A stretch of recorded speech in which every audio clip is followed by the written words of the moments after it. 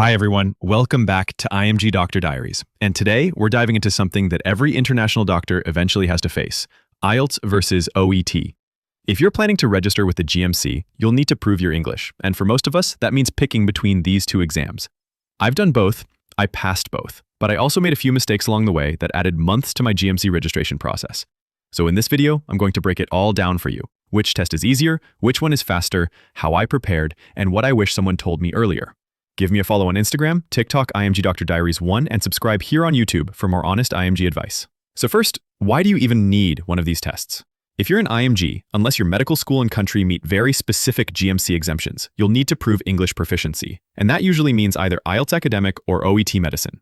Both are accepted by the GMC. Both test your reading, writing, listening, and speaking.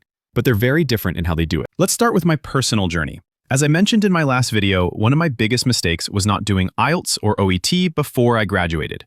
I waited until after medical school, and that delayed everything. I initially booked OET because it's more healthcare-based, but what I didn't realize is that it's only available about twice a month, and the results can take up to 17 days for the paper-based test. Even the computer-based version takes 6 days. So between booking, waiting for a test date, and then waiting for results, I was looking at almost 2 months of delays before I could even apply for GMC.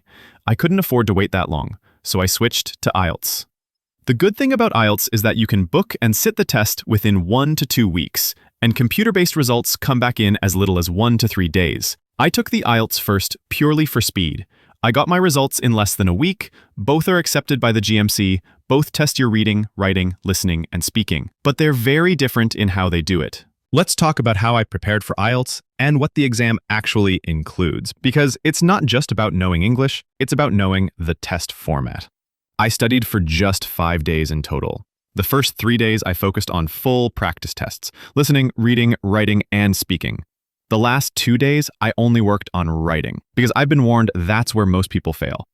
Here's the structure of IELTS Academic. Listening, 4 audio recordings including conversations and lectures. You answer 40 questions while listening. Accents vary, British, Australian, American. Reading, 3 long academic texts with 40 questions. You get tricky question types like true, false, not given, matching headings, and summary completion. Timing is tight. Writing, the hardest part for many IMGs.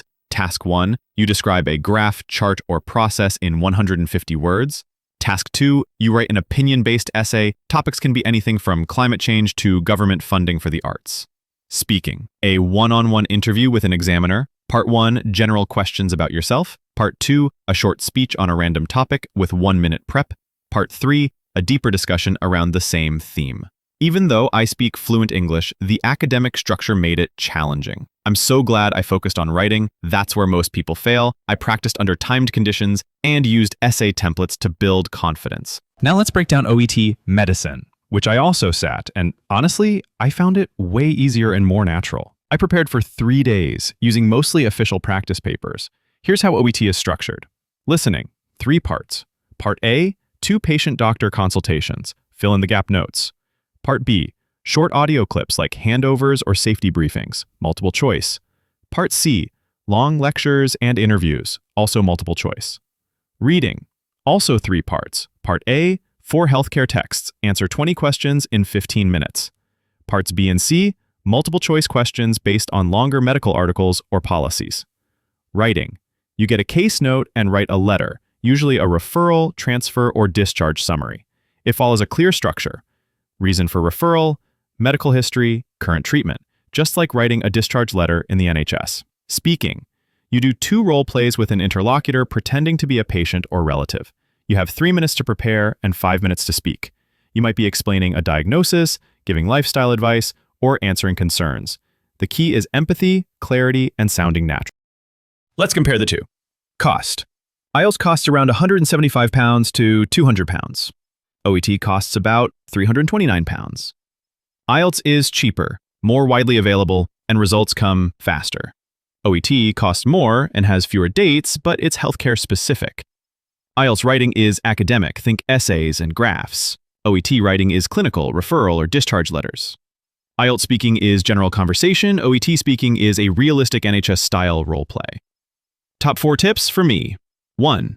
In OET speaking, show empathy early. Start strong, sound calm and kind. Always confirm that the patient understands what you're saying. 2. Master the OET writing structure.